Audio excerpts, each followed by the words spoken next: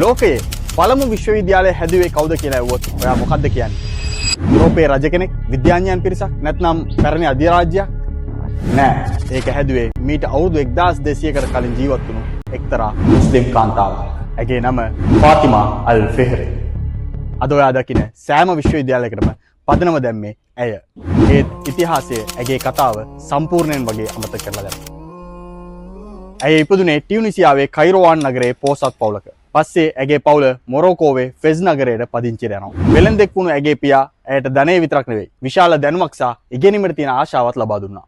පියාගේ මරණයෙන් පස්සේ ඇයට විශාල දේපලක් හිමි වුණා. පොඩ්ඩක් හිතන්න, ඒ තරම් විශාල දේපලක් ඔයාගේ අතට ආවොත් ඔයා මොනවද කරන්නේ? ගොඩක් අය අපි කරන්නේ ඉඩම් කඩම් යාන වාහන අරන් සල්ලිකාර විදියට ජීවත් වෙන එක. ඇයටත් එක අය උපදෙස් දුන්නේ ඒ සල්ලි වලින් ව්‍යාපාර පටන් ගන්න කියලා.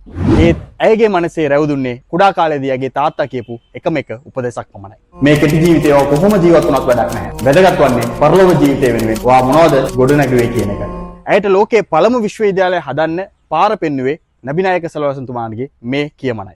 ඉදා මාතබ්න ආදමන් කතා අමලහු ඉල්ලා බින් සලාත්. මිනිසෙකු මිය ගිය පසු ක්‍රියාවන් තුනක් හැර ඔහුගේ සියලු යහපත් ක්‍රියාවන් අඩාල වෙනවා. සදකතුල් ජාරියා නිරන්තරයෙන් ලැබෙන පින්කම්, අව් ඉල්මන් යුන්තෆഉ බිහි අන් අයට ප්‍රයෝජනවත් වන අධ්‍යාපනය, අව් වලදින් සාලිහින් යදඋලහු ඔහු වෙනුවෙන් ප්‍රාර්ථනා කරන යහපත් දරුවෙක්. නබිතුමාගෙන් මේ දේශනාවෙන් ආభాසය ලැබපු ෆාතිමා ක්‍රිස්තු වර්ෂ 859 දී ඇගේ සම්පූර්ණ දේපල කැප කරලා අල් කරාවීන් ආයතනය ගොඩ නැගුවා. මුලින්ම කුඩා මද්‍රසාවක් විදියට පටන් ගත්තත් ඒක වේගයෙන් ලෝක ප්‍රකට විශ්වවිද්‍යාලයක් බවට පත් වුණා. තාරකා විද්‍යාව, වෛද්‍ය විද්‍යාව, ගණිතය, රසායන විද්‍යාව සහ භාෂාවන් ඉගෙන ගන්න මුස්ලිම් කතෝලික යුදෙව් කියලා සෑම ආගමක උගතුන් මෙතනට එකතු වුණා. දන්නවද? අද මුළු ලෝකෙම උපාධි ප්‍රදානෝත්සවවලදී අඳින මේ ලෝගෝව පවා පටන් ගත්තේ මෙතන. එදා මෙහි ඉගෙනගත්ත උගතුන් ඇඳපු සාම්ප්‍රදායික මේ ලෝගුව පස්සේ කාලෙක මුළු ලෝකයේම උපාධිධාරීන්ගේ සංකේතයක් බවට පත් වුණා. දෙවැනි සිල්වෙස්ටර් පාප්වංශ පවා ඉගෙන ගත්තේ මෙතන. ඒ වගේම යුරෝපයේ දැනුම් බෙදා හැරපු ප්‍රධානම මධ්‍යස්ථානය වුණේ මේකයි. මේක නිකම් ගොතපු කතාවක් නෙවෙයි. සැබෑ ඉතිහාසය.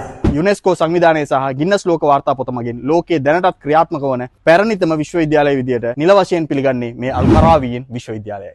අපි අද හදාරන නූතන උසස් අධ්‍යාපනයට විතරක් නෙවෙයි අපි අඳින උපාධි ලෝගුවටත් පදනම දැම්මේ ෆාතිමා අල් ෆෙහ්රි. ඔයාලට කවදා හරි විශ්වවිද්‍යාලයක ඉගෙන ගන්න ලැබුණොත් නැත්නම් උපාධි ලෝගුවක් අඳින්නට ලැබුණොත් ඇය වෙනුවෙන් දුවා කරන්නට අමතක කරන්න එපා. මේ වගේ ඉතිහාසයේ විසින් අමතක කරපු නායකයන් පිළිබඳ ඊළඟ වීඩියෝවේදී හමු වෙන තෙක් ඔබගෙන් සමුගන්න මම ජාවිද් බුසෝ.